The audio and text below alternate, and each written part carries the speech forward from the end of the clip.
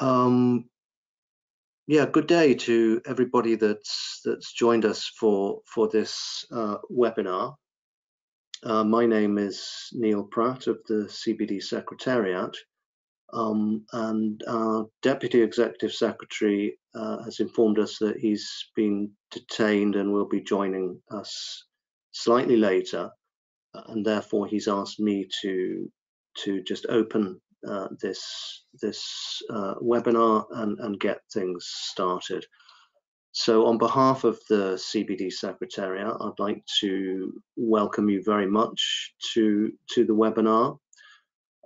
This is probably the final webinar in a series that we have been facilitating to provide information to parties and stakeholders on new documents that have been published for the upcoming meetings in Geneva. And today's session relates to agenda item 6 of the third meeting of the Subsidiary Body on implementation, and specifically to the component of the item that relates to the financial mechanism. And therefore, I would like to invite the chair of the Subsidiary Body on implementation, Charlotte, to set the scene and provide further context for today's session. Thank you, and over to you, Charlotte. Thank you, Neil. Welcome, colleagues, to this webinar. In this webinar, we will focus on the new documents prepared for SBI agenda item 6 related to financial mechanism.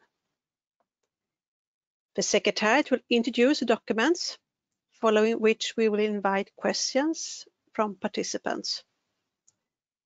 Before I invite the Secretariat to provide a briefing on the documents, I would like to provide a brief background and how they will be taken up by the resumed SBI session. When we considered the draft recommendation on the financial mechanism, which led to the approval by the subsidiary body of a draft recommendation CBD/SBI/free/L3, I drew attention to two elements in the recommendation that would be supported by additional intersessional work. This was reflected in the report of the first part of SBI Free, and those two elements and their intersessional work are the subject of the two new documents being presented today. One document relates to the assessment of the funding needs for the implementation of the Convention and its protocols for the 8th replenishment period of a global environment facility. In this regard, additional inputs were sought and were provided by Jeff eligible parties, and the updated report of expert group with an assessment of funding needs is presented in the new document for a resumed session of SBI Free. The other document relates to a mandate given by COP14 to SBI to prepare proposals for a 4-year outcome-oriented framework of program priorities for the GEF 8 period, aligned with the draft post-2020 Global Biodiversity Framework. I noted that it would be appropriate for the subsidiary body to consider this at its resumed session, and that to facilitate this, the Secretariat will prepare a document containing draft options elements for the 4-year framework. This is the subject of a second document to be presented in today's webinar. When the subsidiary body convenes in Geneva, the new documents will be presented in plenary, and we shall have a first reading of the new elements in the draft recommendation, following which, if necessary, further discussion can be held in contact group before plenary takes up draft recommendation L3 for formal adoption, together with new elements of recommendation arising from these new documents. Resume session SBI 3 will provide an opportunity for formal consideration of all these issues regarding the financial mechanism. So with that background and introduction, I would like to hand over to the Secretary who, together with the expert team, will introduce the documents. So Neil, back to you.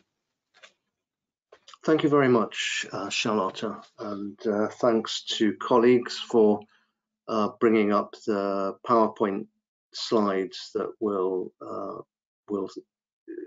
use in this briefing. If you could go to the next slide, please. I am going to give a brief introduction to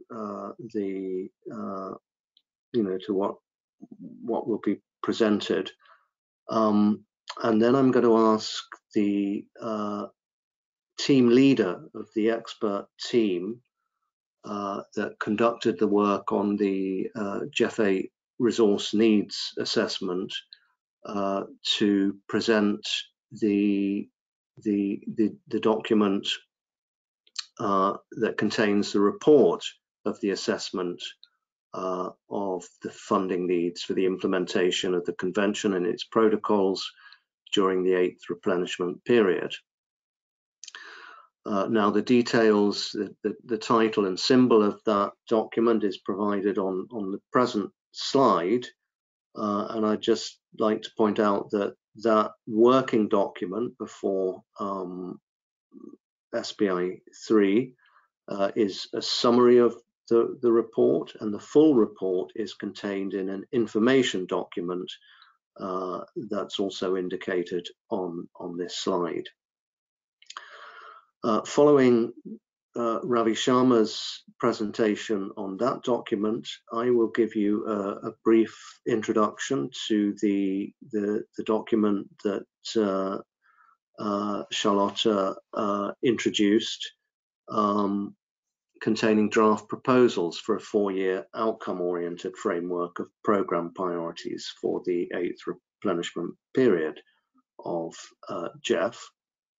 And then, as the chair has indicated, we would then open up the floor for any questions from participants. Now, if we could just move to the next slide, I'd just like to draw your attention to other related documents that are relevant to this, and I'll be referring to these in the presentation on the 4-year framework. One, of course, is the overarching pre-session document that was made available to the subsidiary body when it convened online last year, SBI 3 document 6. The other relevant document that provides context for the work that you're going to hear about now is the report of the first online session of SBI 3, to which the chair also referred. In addition to that, additional submissions were received from biodiversity related conventions pursuant to decision 1321, and that is provided as a new information document. And in addition to that, we will be providing an information document related to aligning the COP's guidance to the GEF with the post-2020 Global Biodiversity Framework. That one has not yet been posted, but I'll say a little more about it when I present on the 4-year framework. So with that introduction, I'd like to hand over to Ravi Sharma, the team leader of the expert panel, who will introduce the first document. Thank you. Over to you, Ravi. Thank you, Neil, and thank you, Charlotta. Okay, hello everybody. So I'm going to highlight basically some of the conclusions which came out of the needs assessment done by the expert panel. If you move to the next slide, please. So let's first see how many countries submitted their estimated needs through the questionnaire which was provided to all the parties, GEF eligible countries. 44 countries basically provided their financial needs, which is about 30% of 145 GEF eligible countries. But if you look at the 44 countries, they are well distributed among the different regions of the world. And also they include small islands, they include least developed countries, they also include mega diverse countries. So the spread is pretty good within these 44 countries, but obviously in terms of the number, they are very limited. So these 44 countries submitted 210 project proposals, and these project proposals, the total cost of these proposals amounted to $4 billion roughly. Now, out of this $4 billion, which would be the total cost for this project, the countries indicated on average that 39% of the costs would be co-financed by the governments themselves, and 29% of the costs will come from other sources, so which would leave the GF to fund about 32% of the project costs, which if you look at it comes to roughly 1:3 co-financing ratio. Now, out of these 210 projects, you could see that about 78% of the projects are related to the convention, 21% related to the Cartagena Protocol, biosafety, and 38% to the Nagoya Protocol. Of course, these figures would not add up to 100% because some project proposals would consider both the objectives of the convention or Nagoya Protocol and vice versa. Okay, so next slide, please. Can we move to the, yeah, thank you. So now if we look at the project characteristics, which are detailed in the documents Neil just highlighted, and you can see them specifically in the information document in a graphic format. So 59% of the project proposals were related to sustainable use of biodiversity, 55% for capacity building, and 52% for protected areas or OECMs as well. So again, this is just a highlight of it. The information provided in the document details all the main areas which have been considered in these project proposals. Similarly, 70% of the proposals address threatened species, 60% plant genetic resources, 51% animal genetic resources, and in terms of the linkages of these proposals to various conventions, most projects had a link to the UNFCCC, climate change, CITES and IBIS, but then other conventions were also linked in various proposals. So all the conventions which are related to CBD actually were linked to one or the other proposal. though the numbers may not be that high, considering the three main conventions I highlighted there. So next slide, please. So as I mentioned, since the limited number of countries submitted their questionnaires, the expert team had to look at the best ways to project the costs, which will cover all the 145 eligible countries. Now, the expert team did look at the information emanating out of various national reports, NBSAPs, national reports, the financial framework, financial reporting framework, including BioFin. We also looked at some of the global reports which have been emerging recently.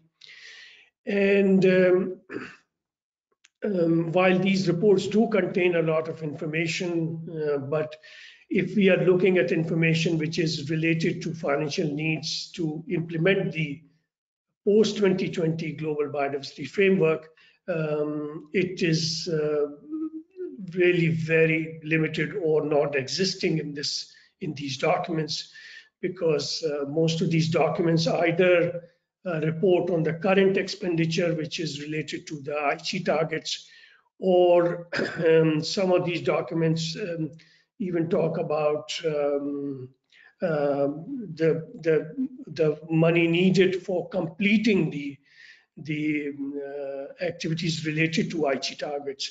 Since the post-2020 global biodiversity framework is still being discussed by parties, it was probably not possible for parties to still start estimating the costs for implementing these activities, and that may only emerge after the COP decisions are finalized. So in that scenario, we looked at ways how we can extrapolate these costs emerging from 44 countries to all the 145 countries. And so we came up with three scenarios which are reflected in this report. So one is an estimate based on questionnaire responses, and then applying a multiplier to the GEF7 star allocation to biodiversity. So the allocation which is currently applicable within the GF for biodiversity. So at the moment, the total amount requested in the questionnaire for the GEF funding is about $1.311 billion from 44 countries with these 210 projects I mentioned. Now, if we look at the GEF7 star allocation to biodiversity, it comes to a total of $417 million. Now, if we compare then the star allocation with the amount requested from the GF, we can see there is more than a 200% increase. So we multiplied this star allocation only for the countries that had not provided any estimate through the questionnaire, which is 101 countries, by this percentage, and kept the original estimate submitted by the 44 countries. And we added these together and came up with this first scenario of estimated funding needs of $2.7 billion. Now, then the second scenario we took was primarily based on the existing allocations between GEF6 and GEF7 star allocation to biodiversity. So we basically looked at the figures which were allocated in GEF6 and GEF7, and we found that there is about a 14% increase in allocation to biodiversity between GEF6 and GEF7.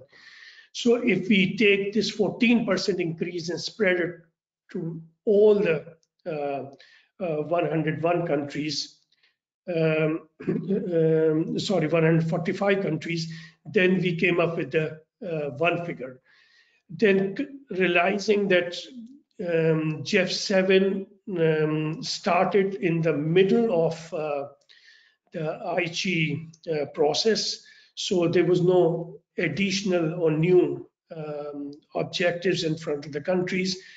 And now we will have a much more ambitious post-2020 global biodiversity framework. So recognizing that, we took another option that if we multiplied or doubled this increase of 14%, then what the figure we will get out of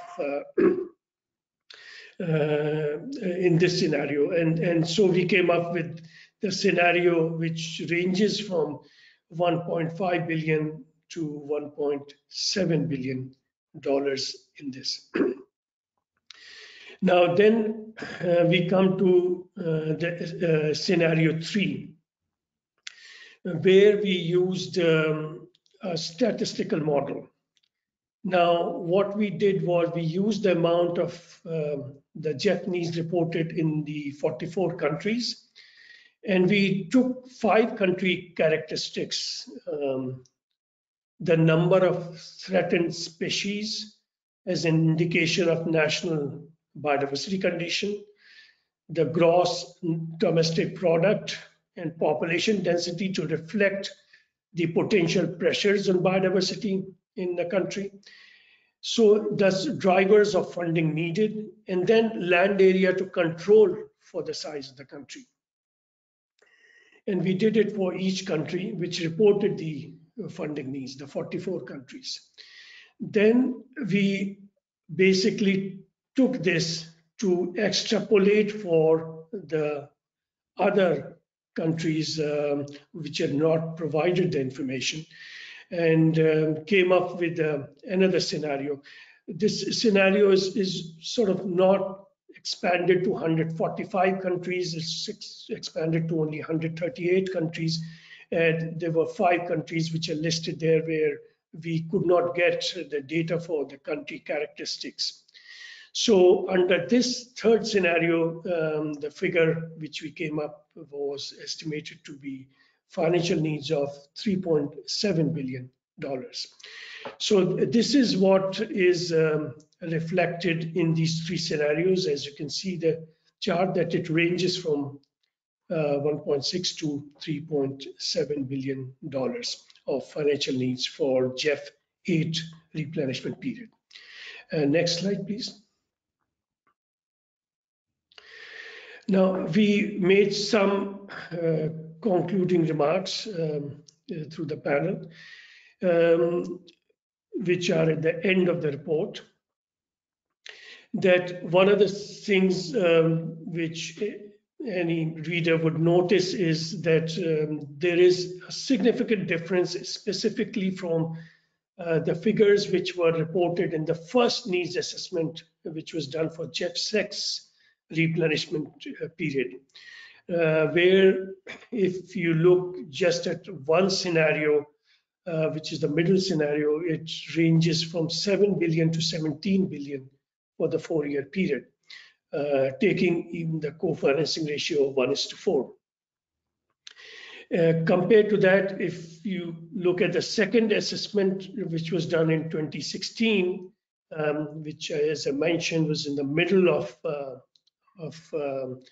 the Aichi process, the GEF7 replenishment period estimations were about 2.7 billion under scenario 1, which is based on 1:2 co-financing ratio. Now, I must mention that even the first needs assessment, which was done at the start of the Aichi process, but it was still done before everything was finalized, and countries were at that stage not being able to finalize their national targets aligning with the Aichi. Then compared to these, you will find the current assessment ranges from 1.5 to 3.7 billion for GEF8, which is based on 1:3 co-financing ratio. Now, the significant difference between the first needs assessment and the second and third is likely, we assume, a result of the more focused, more project-oriented methodology, which was employed since the 2016 needs assessment and continued in the third assessment as well.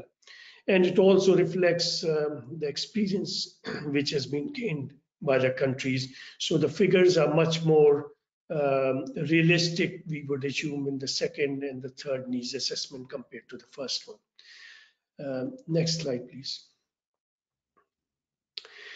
Then one of the issues which we recommended as expert panel, which is that we noticed that the third report from the panel of experts on resource mobilization for the Global Biodiversity Framework recommends that the GF needs to maintain a key role in mobilizing resources for implementation of the Global Biodiversity Framework.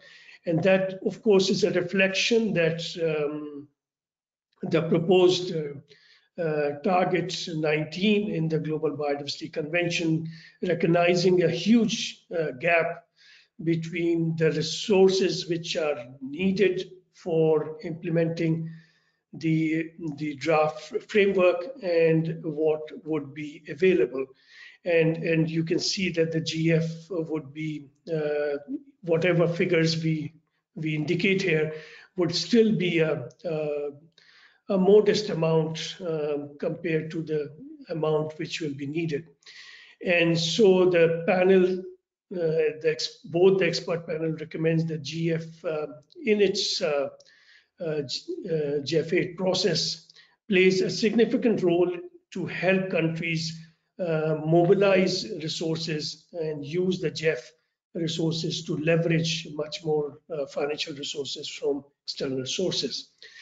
Now, the GF8 replenishment process, which Neil would describe later, the current draft, which is posted on the GF website, actually does recognize this, and in the programming directions includes some of these recommendations, highlighting the 3 objectives of the convention.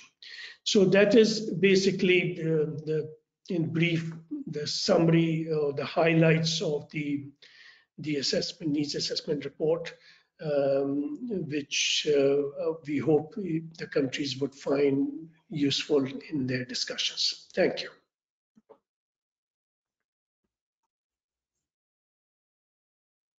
Thank you very much, Ravi. So if we could proceed, thank you. So as I said, I will now just give a brief introduction to the second document on the 4-year framework of programming priorities for GF8, and then we will invite questions on the 2 documents at the end. Thank you. So just considering the information contained in this document, it might be helpful just to go through it section by section. But I'd like to concentrate at the end on the the overall approach and rationale taken for the proposal on the draft 4-year framework. So the introduction just sets out some of the key and basic background, drawing attention, as I mentioned earlier, to the importance of the overarching, the umbrella document, CBD SBI 3.6, that was considered at the first session of the 3rd meeting of the SBI. Which did outline a number of considerations that could be taken into account in formulating the 4-year outcome-oriented framework of program priorities, including a review of the approach that had been taken by the COP in 3 previous cycles, I think, which is important in considering the approach that could be taken for the present cycle. Now, the suggested elements of a draft recommendation contained in that document were considered by the subsidiary body in the first reading of the document, and views were expressed on the 4-year framework include by a number of parties, including on procedural matters, the approach that could be taken, and several of them added explicit reference to other biodiversity related conventions. But owing to the agreed limitations on decision making during the virtual setting of that meeting, the SBI was unable to prepare such advice in an adopted recommendation. Hence, the approach taken by our chair that she outlined in the introduction, providing guidance on intersessional work that would be conducted in order to produce these two documents that we're considering. Now, the second section of the document addresses additional guidance that was provided by one other convention after the first session of the SBI, specifically the World Heritage Committee that met in July last year, and added to advice that had been provided by CMS and CITES and the International Treaty on Plant Genetic Resources. As I noted in the introduction, that submission is contained in an information document. But one thing that the World Heritage Committee had in common with the other conventions was a shared priority on the importance of transboundary and transnational conservation efforts, and also the importance that national biodiversity strategies and action plans incorporate priorities from other conventions, and very importantly, recognize the important contribution that can be made to objectives of the CBD and ultimately to the post-2020 Global Biodiversity Framework through the implementation of other related conventions. Then a third section draws attention to the advancement of the GEF replenishment process.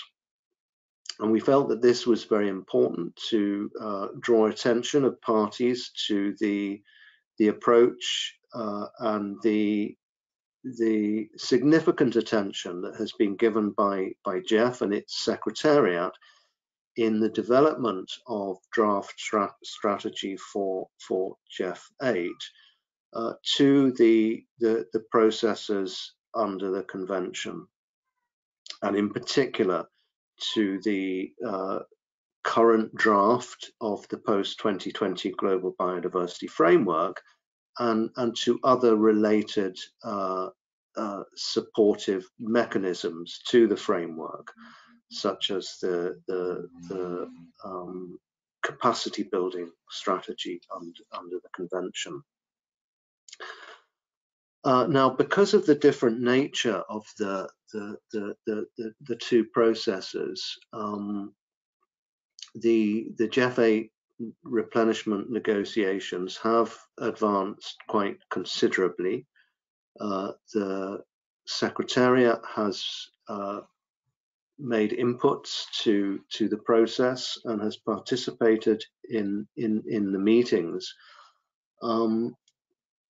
But because it's a much smaller body, related to the replenishment, than the open-ended meetings and processes of the convention, they have been able to advance more rapidly through online meetings than we have been able to do under the convention.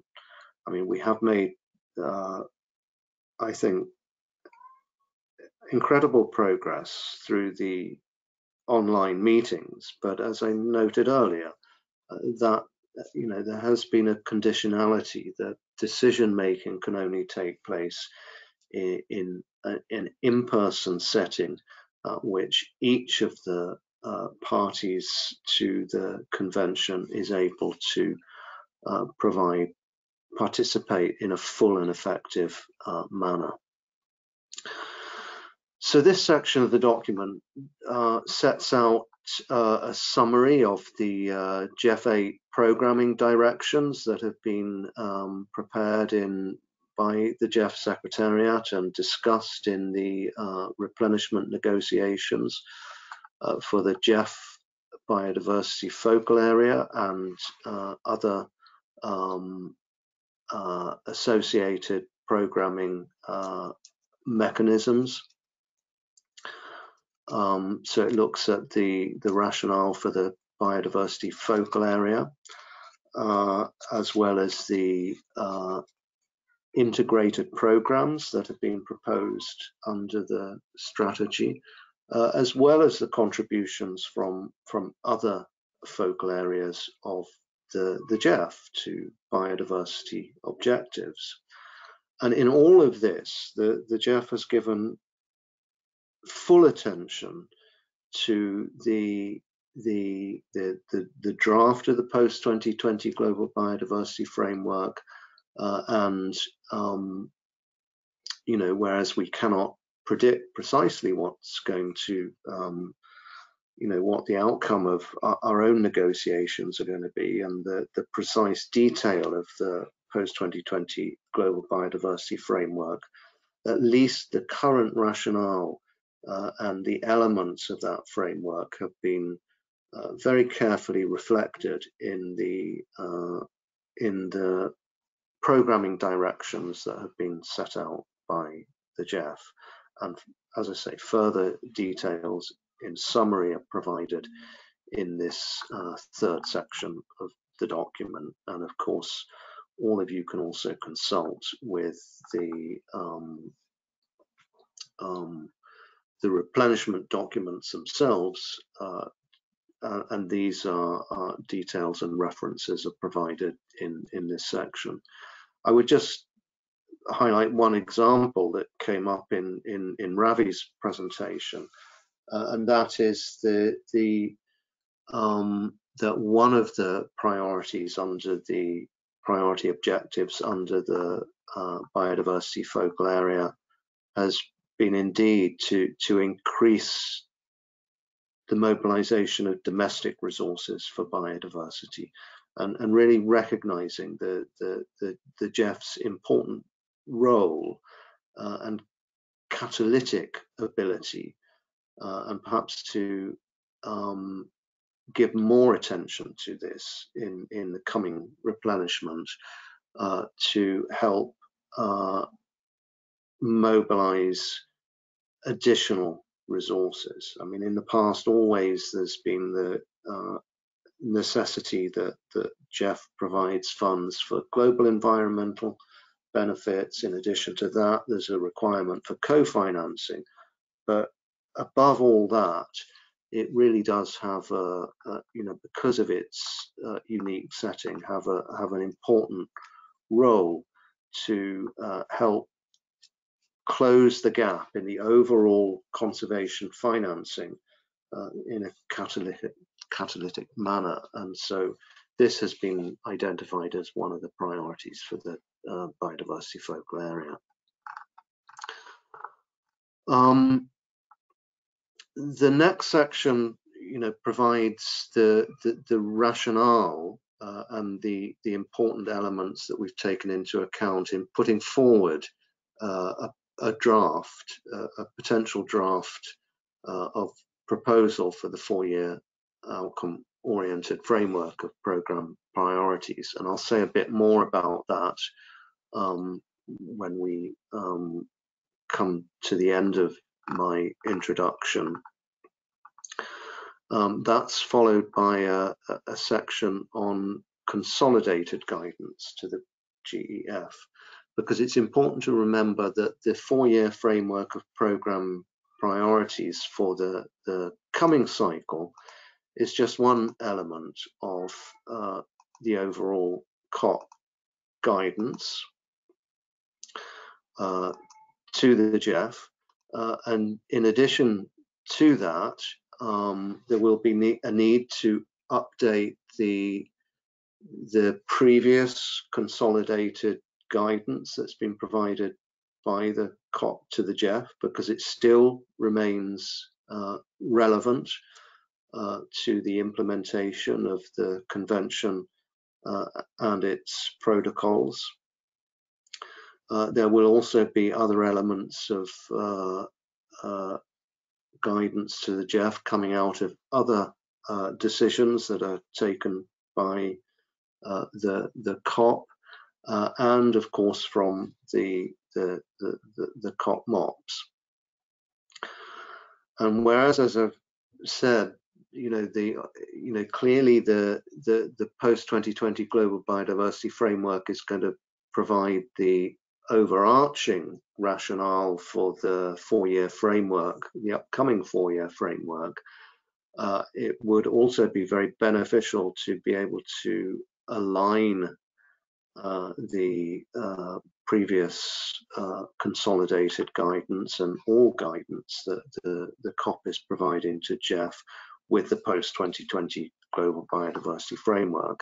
And in that respect, as I mentioned earlier, we have an information document that will be published shortly that provides an analysis of the extent to which targets in the draft post 2020 GBF have been addressed in previous guidance to the GEF, and that examines related decisions of the COP. This could be further developed, and I think we think could provide great value to the COP in its guidance to the GEF.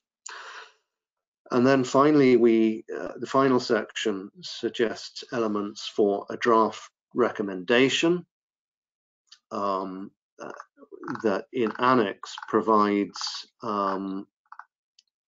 the draft of the 4-year outcome-oriented framework of programme priorities for the GEF8 period. So if we could go to the next slide, please.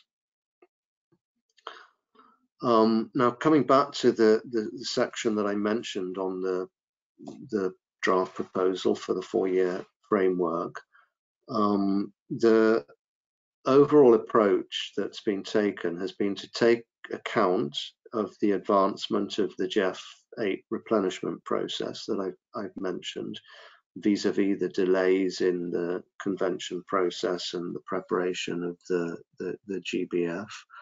Also the considerations that were outlined in the pre-session document SBI 3.6, and very importantly the views that were expressed by parties at the online session of the first part of the SBI. If we could go to the next slide, please. So taking that into account, a draft proposal has been prepared for the consideration of the subsidiary body at its Geneva meeting that emphasizes the following elements. Firstly, and of profound importance and central importance, is the implementation of the post-2020 global biodiversity framework. Secondly, the implementation of support mechanisms adopted under the convention associated with the GBF, such as those related to capacity building, resource mobilization, etc. Thirdly, to support implementation of mechanisms for planning, reporting, assessment and review of the implementation of the GBF. Fourthly, contributions of biodiversity related conventions to the implementation of the GBF. Fifthly, implementation of the Cartagena Protocol and the post-2020 implementation plan and the capacity building action plan of the protocol that is expected to be adopted by the COPMOP. And finally, and importantly, the implementation of the Nagoya Protocol. If we could move to the next slide, please. And so these elements of focus have been structured in a draft proposal that has three sections. Firstly, a clear statement of the objective. Secondly, setting out the key elements of the framework, and thirdly, providing additional strategic considerations. And just to consider certain elements of those, I think the objective you will see in review of the document is fairly straight, self-explanatory. The elements of the 4-year framework of program priorities reflect the approach that I outlined earlier. That firstly, the post-2020 global biodiversity framework, including its goals, milestones, and targets, will define the outcomes that are being sought from this framework of program priorities. Secondly,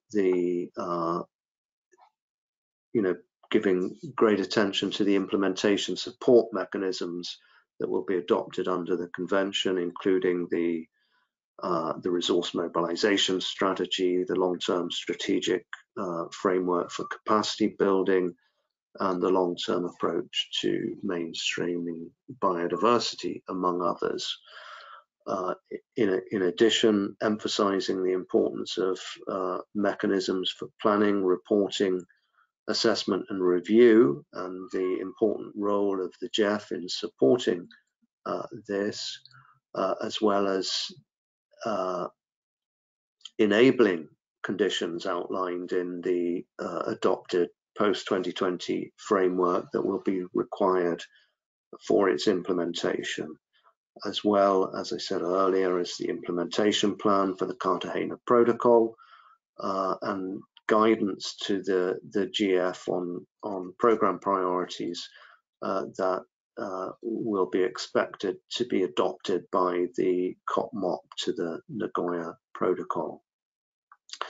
And then finally, in the third section, as I say, additional strategic considerations that the GEF should take into account in the implementation of its GEF 8 strategy and programming directions,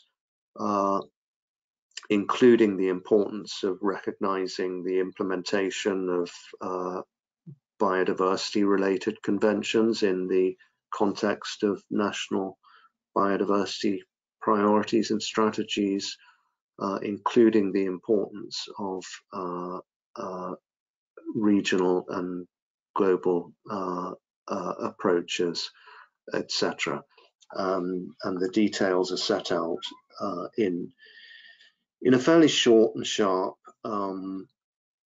draft proposal for the 4-year framework. And this, as our chair has pointed out, will be up and open for discussion by the subsidiary body at the Geneva meeting. So I think that that's all I wanted to say on the introduction of this document. And yes, indeed, we come to the thank you slide. And with that, if you agree, Charlotta, we could open the floor to questions from participants.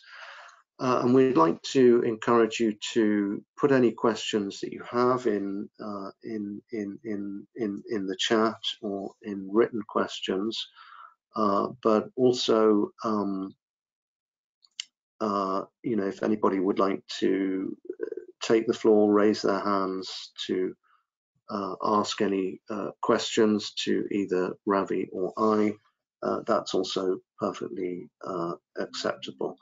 And our moderators will be helping us to identify any questions.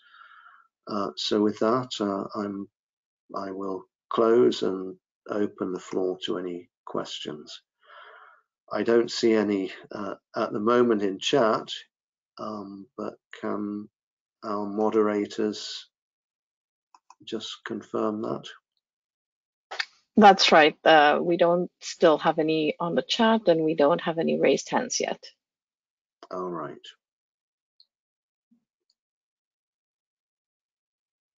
I think you both have been very comprehensive and given very good explanations of documents, so maybe it's self-explanatory.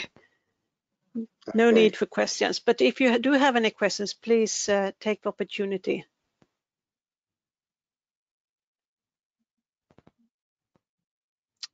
So we have a question that has come in. Why is such a low co-financing ratio, 1:3, assessed for needs assessment? Jeff sets minimum at 1:5.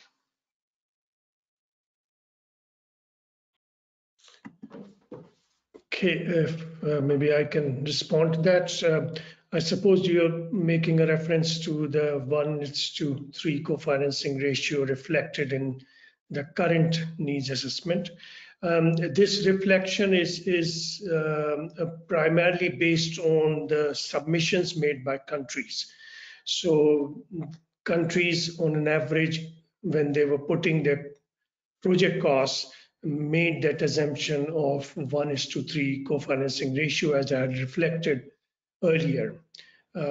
You're correct that for the biodiversity component in the GEF, the co-financing ratio is indeed around 1:5. But we just reflected what the countries had submitted through their questionnaire, which was based on 1:3 co-financing ratio. Thank you.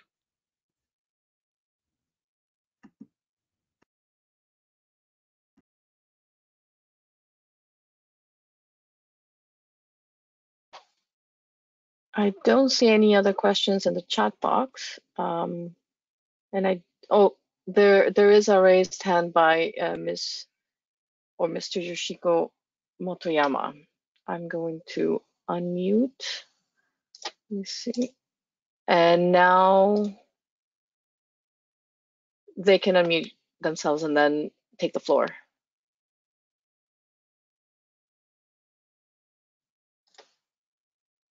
Hello, can you hear me? Yes, we can hear you. Please go ahead, Oh. yes. Thank you. So just a quick follow-up on the co-financing question. So will this be in the final needs assessment? Will this be ratcheted to the stated average since GEF 7, which is 1:5?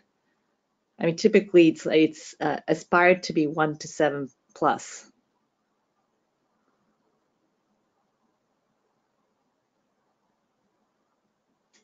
Okay, so is that your question, whether we will note this current co-financing ratio within the GEF? If you look at the background information which is provided in the document, we do mention what the current trend is in the co-financing ratio. We have provided those highlights from the latest OPS reports. So that is being noted there. But as I mentioned, that the current 1:3 co-financing ratio is primarily based on on the submissions made by the countries, the 44 countries. And we use that to extrapolate further the financing needs. And the second related question is, we understand from the reports that come out from the GEF that of the 5 conventions, biodiversity has the least ability to generate co-financing. And I was just wondering whether that's been sort of reflected in the considerations of these documents. It'd be good to understand why as well.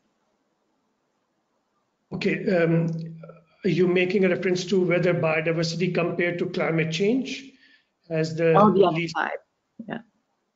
Yeah, no, unfortunately, I don't think that has been noted there, because you know, the GEF reports themselves actually provide that assessment in their various reports, why biodiversity has always been providing the much less co-financing compared to the climate change.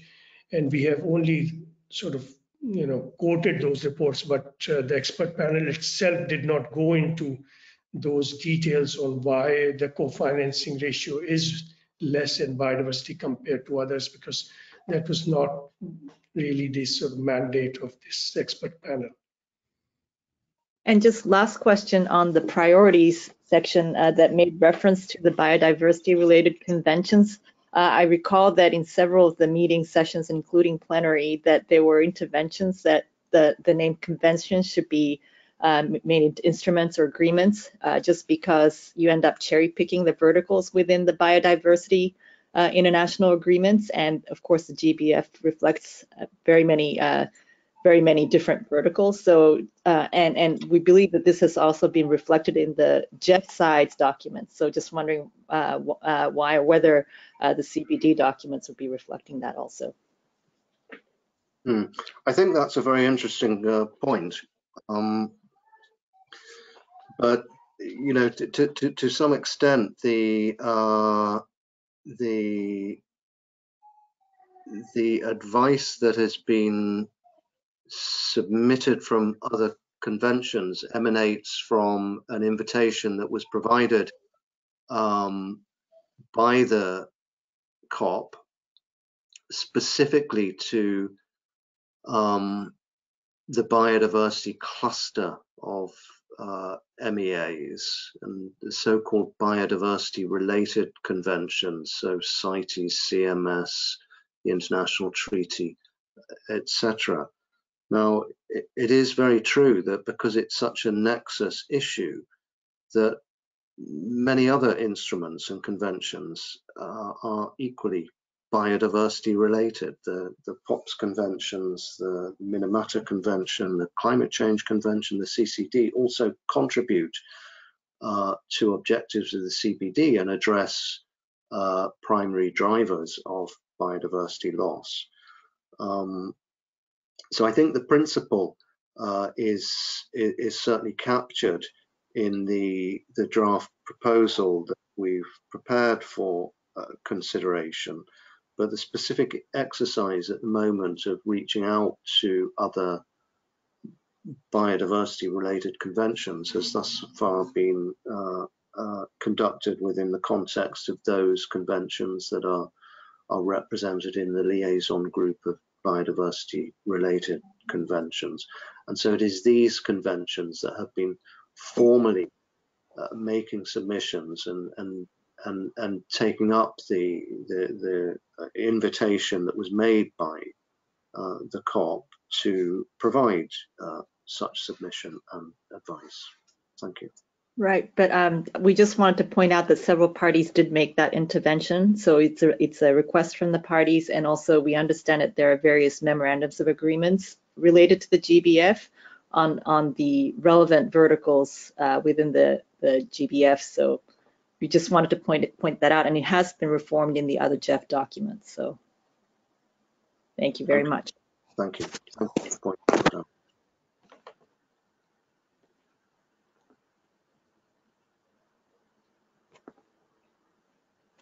Let's see, I don't Yeah, see any more there's no questions. more other hands. No? No. Okay, but maybe that brings us to the end. Yeah.